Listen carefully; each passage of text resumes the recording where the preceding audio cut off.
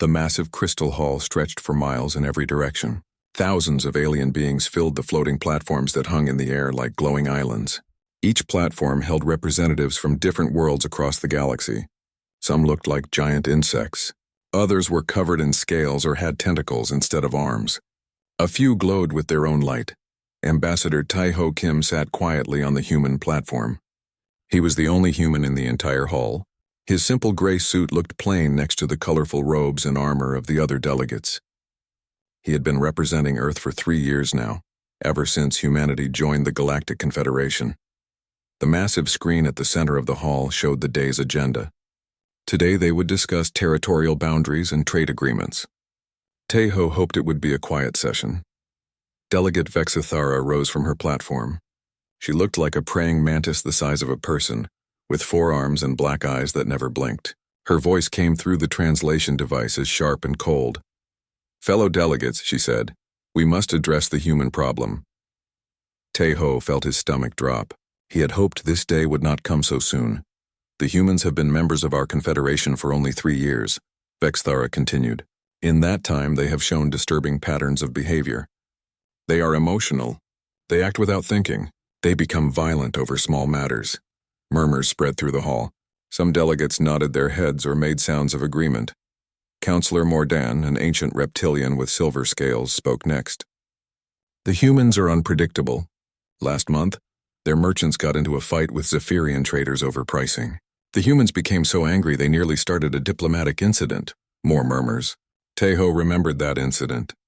The Zephyrian traders had been cheating human colonists, selling broken equipment at high prices. The human merchants had simply demanded fair treatment. "They cannot control their emotions," added another delegate. "When they become upset, they lose all reason. It is dangerous to have such unstable beings in our peaceful confederation." Tai-Ho stood up. The hall grew quiet as all eyes turned to him. He activated his platform's speaker system. "Honored delegates," he said in his calm voice, "I understand your concerns, but I think there may be some misunderstandings about human nature." Vexithara's head turned toward him with a sharp movement. "Misunderstandings? Your own history shows centuries of warfare. Your people fight among themselves constantly. Even now, your planet has conflicts and disagreements." "That is true," Tai-Ho admitted. "Humans do have conflicts, but we also have the ability to come together when it matters. We protect those who cannot protect themselves. We help those in need."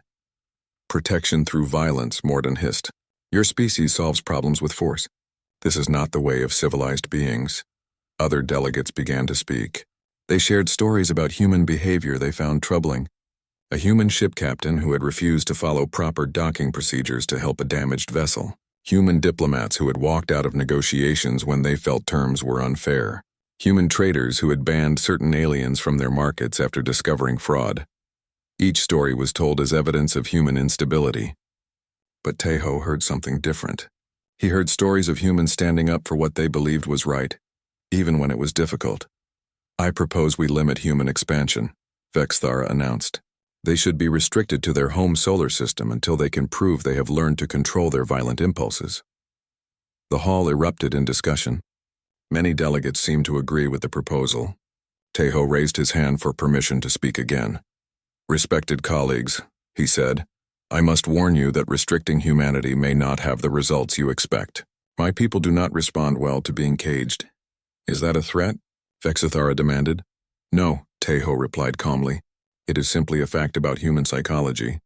We value freedom very highly. When that freedom is threatened, we can become very determined to protect it." "There," Vexithara pointed one of her 4 arms at him. "You see? Even now he speaks of determination and protection. These are words that lead to violence." Mordan nodded his massive head.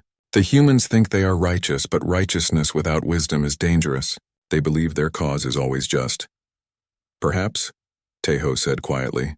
"That is because we choose our causes carefully." The voting began. One by one, the platforms lit up with colors. Green for yes, red for no. Tai-Ho watched as green lights outnumbered red by a large margin. The restriction would pass. When the voting ended, Vexithara stood again. "The motion passes. Humans are hereby restricted to their home system until further review. They may not establish new colonies or expand their territory." Tai-Ho remained calm, but inside he felt a cold worry. He activated his communication device to send a message back to Earth. Before he could finish typing, an aide rushed into the hall. The young Centaurian looked frightened as he whispered something to the session leader. The leader activated the main screen. "We have just received urgent news," he announced. "A human research vessel has gone missing in the void sector. The ship Soul's Pride was last seen 3 days ago investigating ancient ruins." The hall grew quiet. The void sector was known to be dangerous. Ships that went there often disappeared without a trace. "The human government has requested permission to send search and rescue teams," the leader continued. Vexithera spoke immediately. "Absolutely not. The void sector is outside their restricted territory. If they violated safety protocols, they must face the consequences." Other delegates murmured agreement. Some suggested the humans had probably caused their own problems through reckless behavior. Tejo stood once more. His voice was still calm, but there was something new in it. Something that made a few of the nearer delegates shift uncomfortably. "Honored friends," he said, "I need you to understand something about humans. We do not abandon our people. Ever. If our citizens are in danger, we will help them." "Even if it means violating our restrictions?" Morden asked. Tejo looked around the hall, meeting the eyes of dozens of different species. When he spoke, his words were quiet but clear. "Especially then." Vexithara let out what the translator interpreted as laughter. "May the deity help you when humans go mad," she said mockingly. Tejo smiled sadly. "Indeed," he replied. "May the deity help us all." 3 weeks before the Galactic Council meeting, Dr. Hyun-Soo Lee stood on the bridge of the Soul's Pride. Through the main window, he could see a dead planet floating in space. Its surface was gray and lifeless, but his instruments showed something interesting hidden beneath the rocks. "The ruins are definitely artificial," said engineer So Young Choi from her station. "The metal composition doesn't match anything in our databases. This civilization was old. Really old." Lieutenant Dongwook Nam checked his security readings. "No life signs anywhere on the planet. No energy signatures. Whatever happened here, it happened a long time ago." Dr. Lee nodded. As the team's lead scientist, he had spent years studying dead civilizations. But this one was different. The patterns they were seeing suggested a level of technology far beyond what most species had achieved. "Take us down," he ordered. "We need to see this up close."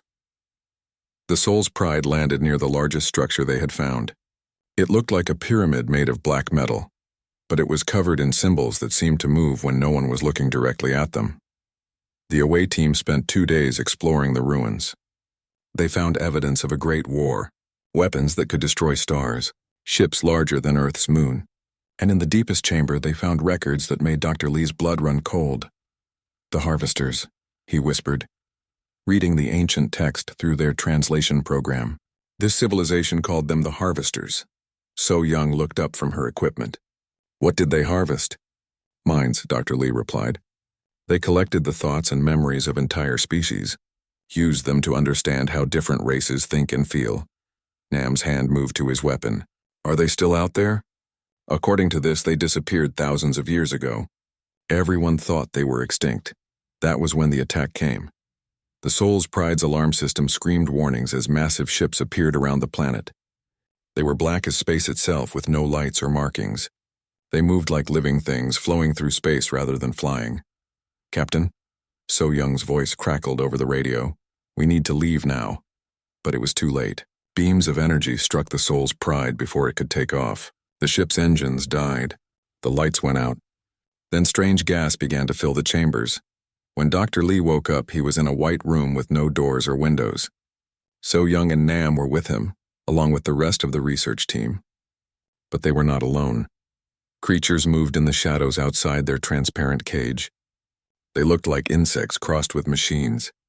Their bodies were covered in black metal, but underneath Lee could see flesh that pulsed with its own rhythm. One of the creatures approached their cage. When it spoke, its voice went directly into their minds. "Humans," it said, "we have waited long to study your species. Your minds are unusual." Dr. Lee stood up slowly. "You're harvesters. Yes, we are the collectors of consciousness. We gather the mental patterns of all intelligent life. But humans have always been difficult to find. Your species is young and far from the galactic center. What do you want with us?" The creature tilted its head. "To understand, human psychology is different from other species. You show remarkable flexibility in crisis situations. You adapt in ways that should be impossible. Over the following weeks, the harvesters ran tests. They put the humans in different situations and watched how they reacted. They tried to break their spirits with fear, but the humans supported each other. They tried to make them fight among themselves with limited resources, but the humans shared everything equally. Fascinating, the Harvester Queen said during one of her visits to observe them. She was larger than the others with golden metal mixed into her black armor. Most species become predictable under stress. They follow patterns. But humans what? Dr. Lee asked. You become more creative. The greater the pressure, the more unexpected your solutions become. This is not normal. So Young had been working on their cage's locking mechanism whenever the harvesters were not watching. She had discovered that the locks were designed for species with predictable behavior patterns. They assumed prisoners would try the obvious escape methods and would give up after those failed. They don't understand human stubbornness, she whispered to the others one night. They expect us to quit trying after a few attempts. So we don't quit, Nam replied. On the 20th day of their captivity, So Young finally cracked the lock. But instead of escaping immediately, she had a different idea. We need to free the others first, she said. Dr. Lee looked confused. Others? I've been listening to the harvesters talk. We're not the only prisoners here. They've been collecting members of different species for experiments. If we escape alone, those people will die. Nam shook his head. Our first duty is to get word back to Earth about the harvesters' return. Our first duty, Dr. Lee said quietly, is to help people who need help. They spent the next 3 days carefully exploring the harvester ship during their exercise periods. They found dozens of other prisoners from various species. Most had been there for months or even years. Many had given up hope of rescue. The humans want to help us escape, one of the prisoners told another after Dr. Lee shared their plan. But why? They don't even know us. Because that's what humans do, replied a delegate from Proxima Prime who had been captured 6 months ago. I served on the Galactic Council.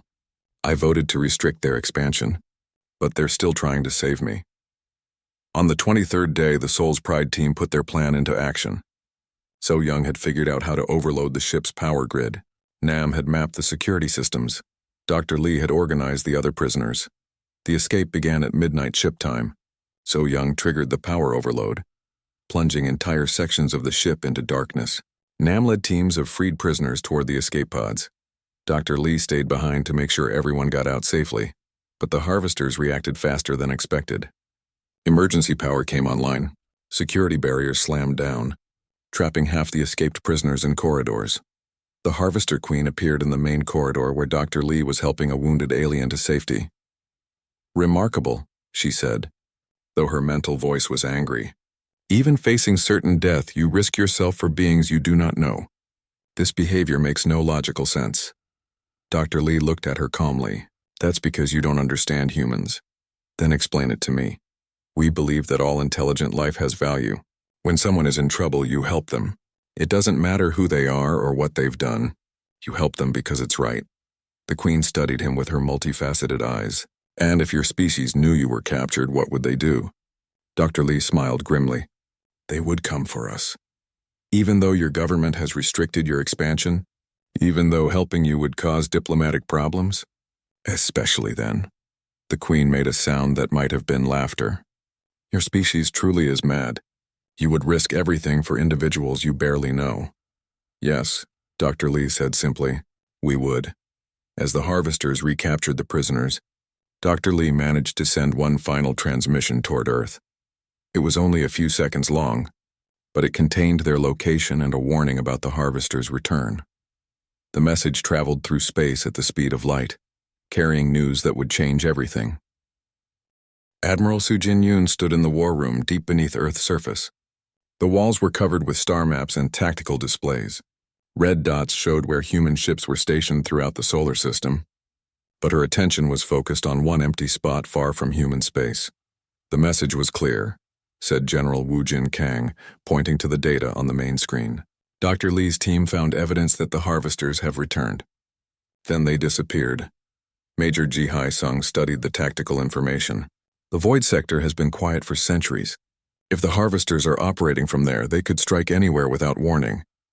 Pilot Haiwan John raised her hand. Admiral, How many ships do we have that can reach the void sector?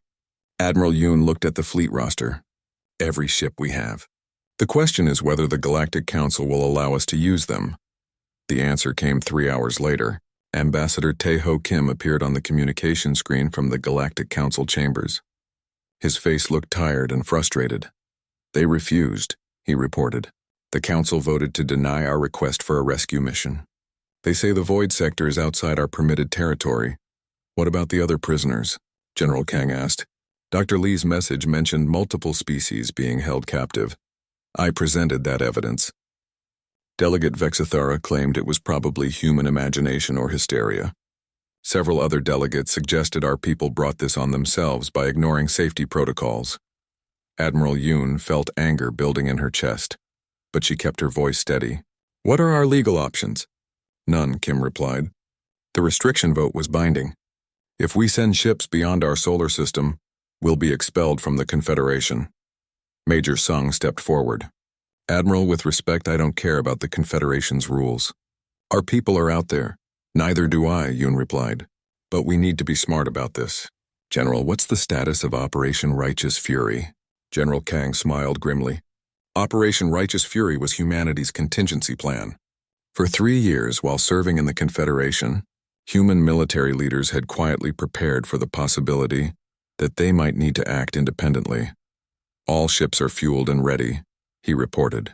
Personnel are on standby. We can launch the entire fleet within 6 hours of your command. Pilot Jian looked surprised. The entire fleet? How many ships are we talking about?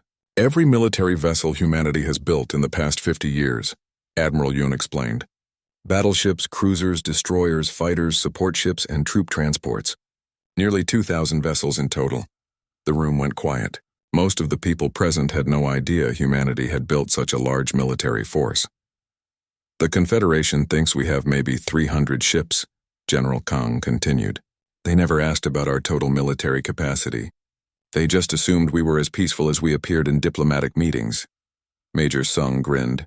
They have no idea what they're dealing with, do they? No, Admiral Yoon said. They see our diplomats being polite and assume that's all we are. They don't understand that humans can be both peaceful and prepared for war. Ambassador Kim's voice came through the speaker. I'm going to make one more appeal to the Council. But I need you to know, if I fail and you launch this operation, there's no going back. We'll be at war with the entire Confederation. Not war, Admiral Yoon corrected. Independence. We tried to work within their system. They chose to abandon our people. The Admiral turned to address everyone in the room. I want to be clear about what we're doing. We're not just rescuing Dr. Lee's team. If the Harvesters are back, they're a threat to every species in the galaxy. We're going to stop them permanently. General Kang nodded. The battle plan is simple. We hit them fast and hard before they can escape or send for reinforcements. No mercy, no negotiations. What about the other alien prisoners? Major Sung asked. We save everyone we can, Yoon replied. That's what humans do. 2 hours later, Ambassador Kim called back. His face was pale with anger. They laughed at me, he reported, when I warned them about what humans do when our people are threatened. Delegate Vexithara actually laughed. She said, and I quote, May the Deity help you when humans go mad. Admiral Yoon stood up. Then it's time to show them what human madness looks like. General, give the order. Launch Operation Righteous Fury. Across the solar system, human ships began moving. They had been scattered throughout space, hidden among asteroid fields and behind moons. Now they converged on Earth like a metal tide. The fleet was massive, battleships longer than city blocks. Carriers filled with fighter craft, destroyers built for speed and firepower. Each ship was crewed by volunteers who had joined when they learned about the mission. Captain In Soo Han stood on the bridge of his destroyer, the Busan's Hammer. Around him, his crew prepared for combat with quiet efficiency. Captain, his communications officer, reported, We're receiving final mission briefings from Admiral Yoon. The main screen showed the Admiral's face. Behind her, the lights of the command center cast dramatic shadows. Today we launched the largest military operation in human history, she said. We're going to rescue our people and eliminate the Harvester threat. But more than that, we're going to show the galaxy who humans really are. She paused, looking directly into the camera.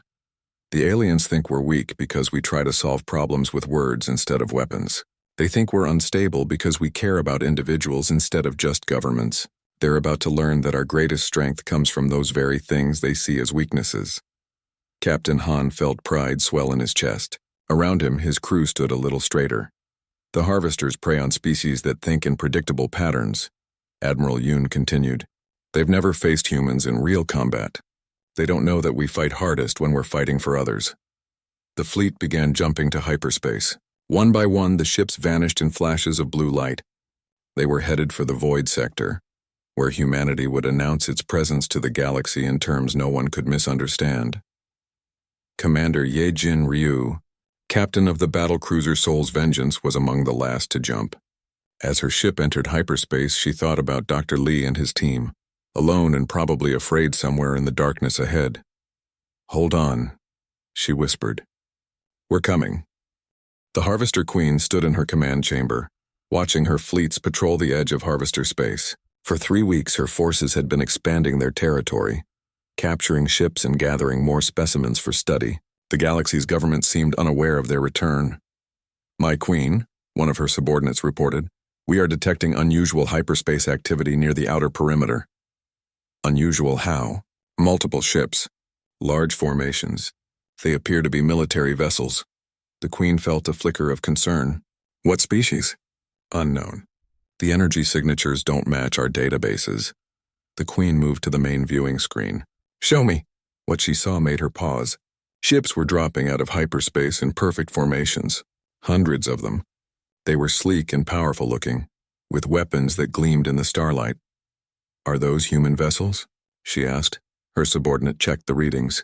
"Yes, my queen, but this is impossible. According to our intelligence, humans have fewer than 300 ships. We count over 2,000 vessels." The queen's mind raced. She had studied human psychology extensively through her prisoners. They were emotional and unpredictable, but they weren't supposed to be militarily powerful. Have they made some mistake in navigation? She wondered aloud. Perhaps they are lost. That question was answered when the human fleet opened fire.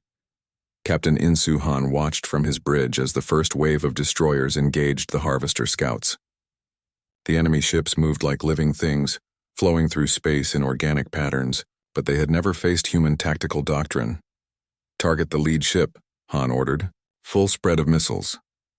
The Busan's hammer fired 6 high-velocity missiles in a pattern designed to cut off the enemy's escape routes. Other destroyers did the same. In seconds, the space around the Harvester scout was filled with explosions. "Direct hit," his weapons officer reported. "Enemy vessel is disabled." "Don't destroy it," Han commanded. "We need information about their main base." This was the first difference the Harvesters noticed. Most species either ran from superior forces or fought until they were destroyed. Humans seemed to have a third option. They captured enemies to learn from them. Major Ji-Hai Sung led the boarding party onto the disabled Harvester ship. Her team moved through the dark corridors with practiced efficiency. They had trained for operations like this, even though no human had ever fought Harvesters before. "Motion sensors ahead," reported Sergeant Kaiwoo Park. "Multiple contacts." "Non-lethal weapons only," Sung ordered. "We need prisoners." The fight was brief. Harvesters were designed for hunting helpless prey, not fighting trained soldiers. Sung's team used stun weapons and capture nets to subdue the aliens without killing them. "Major," called Corporal Da-Eun Kim from deeper in the ship, "you need to see this." Sung followed her to a chamber filled with transparent cylinders. Inside each one was a different alien being, suspended in some kind of preserving fluid. "They're still alive," Kim reported, checking her scanner readings. "Barely conscious, but alive." Sung felt anger burn in her chest. "Get them out of there!" All of them. While the rescue teams worked to free prisoners, Admiral Yoon's main fleet pushed deeper into Harvester territory. They moved in coordinated groups, each one designed to handle specific threats. Commander Ye-Jin Ryu's battlecruiser squadron encountered the first major Harvester fleet near a dead star system. The enemy had 50 ships to her 20, but Ryu had advantages the Harvesters didn't expect. "Enemy vessels are spreading out to surround us," her tactical officer reported. "Let them," Ryu replied. "Initiate formation hammer and anvil." The human ships split into 2 groups. One group acted as bait, appearing to retreat toward a large asteroid field. The other group used the asteroids as cover, waiting in ambush. The harvesters followed the fleeing ships just as human strategists had predicted. When they entered the asteroid field, the hidden human ships attacked from multiple directions at once. "Enemy command ship is trying to escape," Ryu's weapons officer announced. "Negative," Ryu replied. "Target their engines only. We want that ship intact." Back on the main harvester command vessel, the Queen watched her fleets being systematically destroyed or captured. This was not how the battle was supposed to go. Humans were supposed to be emotional and chaotic in combat. "Their tactics are perfect," she told her advisors. "Every move is calculated for maximum effect with minimum casualties. Should we attempt to negotiate, my Queen?" The Queen considered this. "Open a communication channel to their fleet commander." Admiral Yoon's face appeared on the harvester view screen. The Queen had expected to see anger or hatred, but the human's expression was calm and professional. "I am Admiral Soo-jin Yoon of the Human Defense Force," she said. "You are holding our people prisoner. Release them immediately." "I am the Harvester Queen," came the reply. "Your species fascinates me, Admiral. You fight with such precision, yet your psychology suggests you should be chaotic in battle." "We're only chaotic to our enemies," Yoon replied. "To our friends, we're very reliable. What are your terms for ending this conflict?" "Complete surrender. Release of all prisoners. Withdrawal from this region of space." The Queen felt surprise. Most species would demand tribute or territory. "That's all?" "That's everything. And if I refuse?" Admiral Yoon's expression didn't change. "Then we'll take what we want by force." The Queen terminated the communication. She had never encountered a species that fought with such cold determination. Every battle report showed the same pattern. Humans would rather capture enemies than kill them, but they showed no mercy to those who threatened innocence. "Prepare the hive ships for combat," she ordered. All of them. The hive ships were the harvesters' ultimate weapons. Each one was the size of a small moon, filled with millions of warrior drones. The Queen had 6 hive ships hidden throughout her territory. But when the hive ships moved to engage the human fleet, they discovered something unexpected. The humans had been expecting them. Captain Han's destroyer squadron had been modified with special sensors designed to detect large gravitational masses. When the first hive ship appeared, Han was ready. "All units execute Operation Giant Killer," he commanded. The human ships swarmed around the massive hive ship like insects around a giant. But these insects had very sharp stings. They targeted specific weak points in the hive ship's structure, places where a small amount of damage could cause massive system failures. "Boarding parties away," Han reported as his Marines launched toward the hive ship's docking bays. "Remember, we're here to rescue prisoners, not to fight a war." Major Sung led her team into the hive ship's prisoner sections. What they found there made hardened soldiers stop and stare in shock. Thousands of beings from dozens of species were kept in cramped cells. Many had been there for years. Some were so weak they couldn't stand. "Medical teams to all prisoner levels," Sung called over her radio. "We're going to need every doctor and corpsman we have." As her teams worked to free the prisoners, Sung found herself face to face with Dr. Hyun-Soo Lee. "Major Sung," he said weakly. "I knew you would come. How did you know?" Dr. Lee smiled. "Because you're human. That's what we do." Throughout Harvester space, the same scene was repeated. Human forces didn't just defeat their enemies. They saved everyone they could find. Species that had been prisoners for years were freed and given medical treatment. Even wounded harvesters received medical care from human doctors. The Queen watched her empire crumble in a matter of days. Her fleets were destroyed or captured. Her prisoners were free. Her hive ships were under human control. But the thing that disturbed her most was how the humans treated their defeated enemies. They didn't execute prisoners or enslave them. They simply held them securely while offering medical treatment for their injuries. "This makes no sense," she told her remaining advisors. "Victorious species usually punish the defeated. These humans seem more concerned with healing than with revenge." When Admiral Yoon's flagship finally reached the Queen's command vessel, the end came quickly. The Queen's ship was surrounded by human vessels, with no possibility of escape.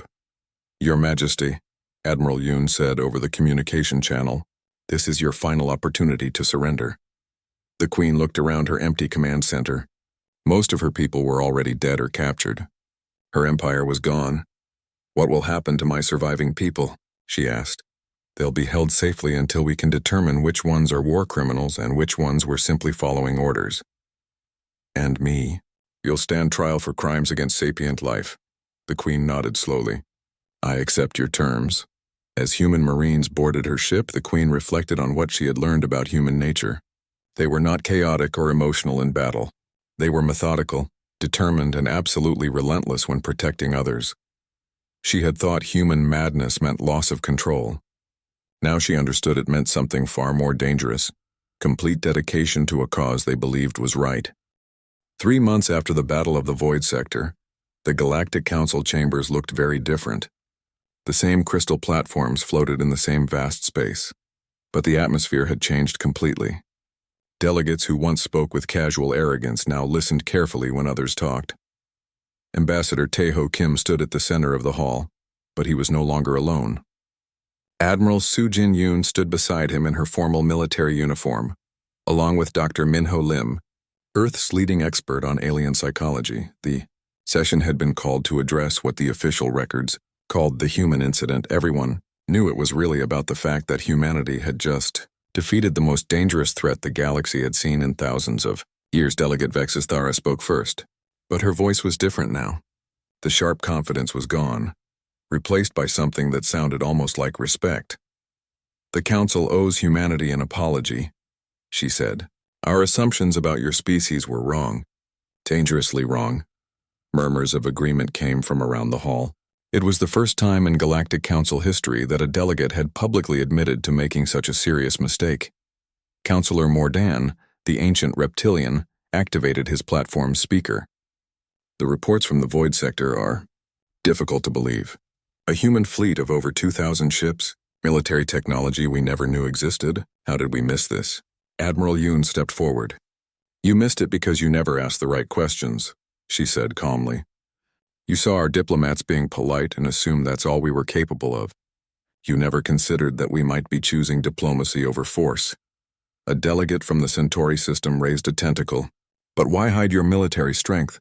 Most species display their power to gain respect. Because, Ambassador Kim replied, we didn't want respect based on fear.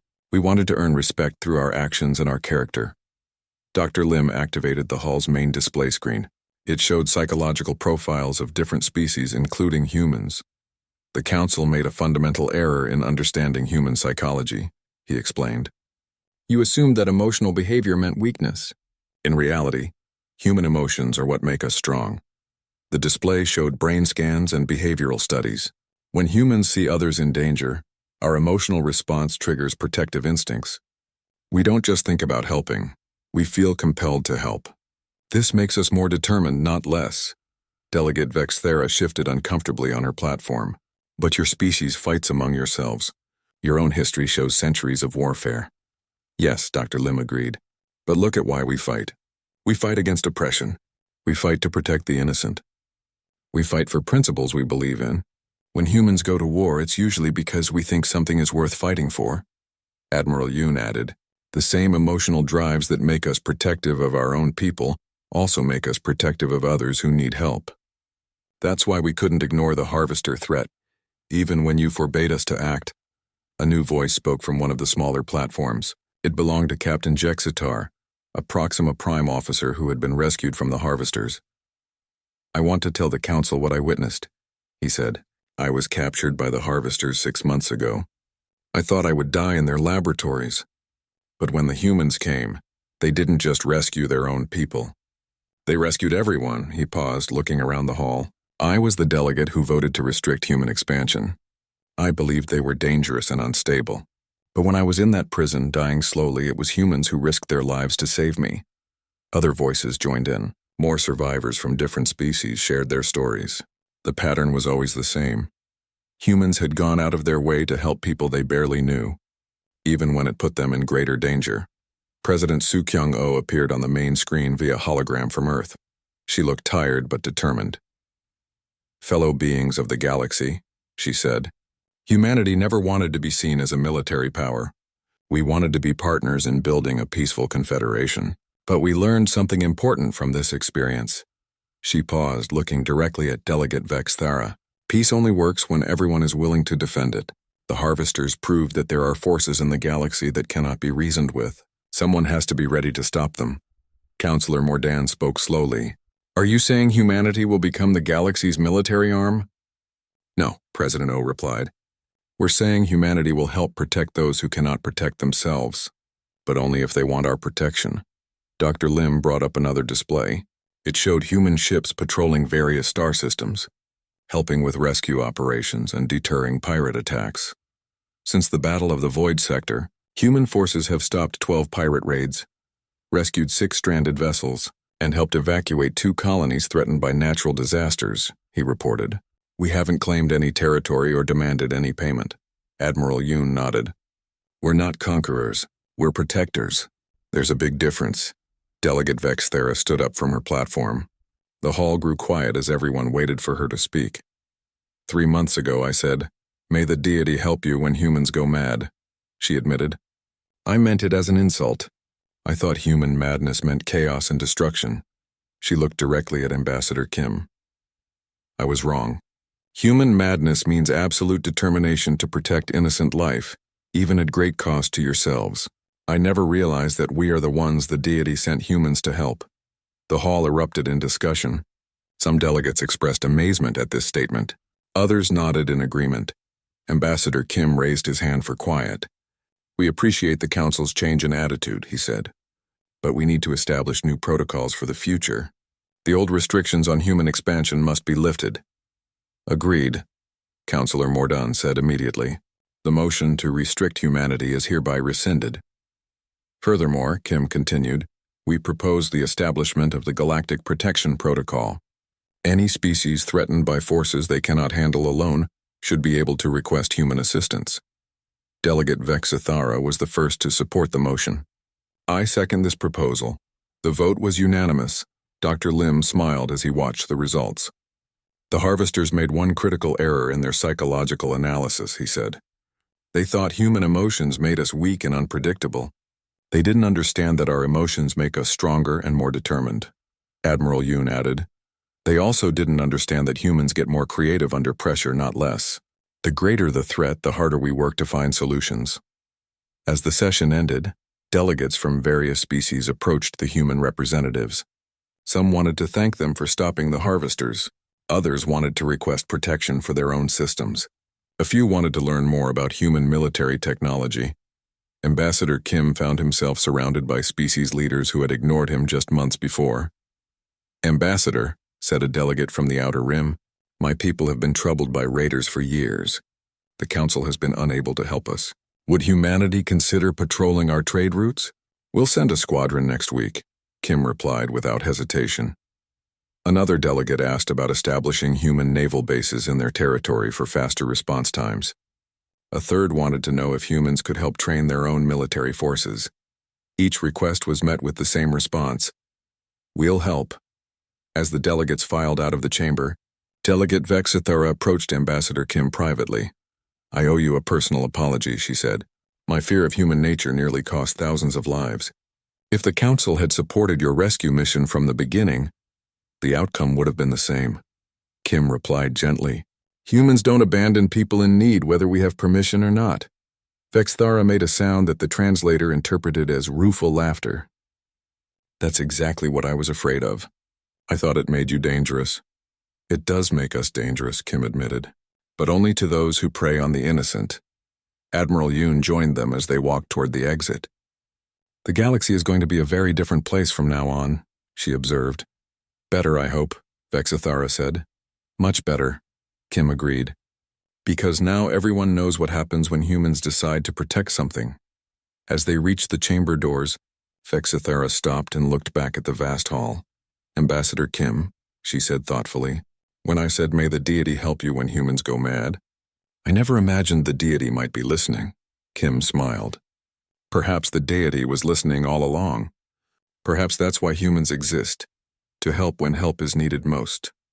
Outside the council chambers, human ships could be seen through the viewing ports, patrolling the space lanes and keeping watch for threats. The galaxy had learned that humanity's greatest strength wasn't their weapons or their ships. It was their absolute refusal to let evil go unopposed no matter what the cost.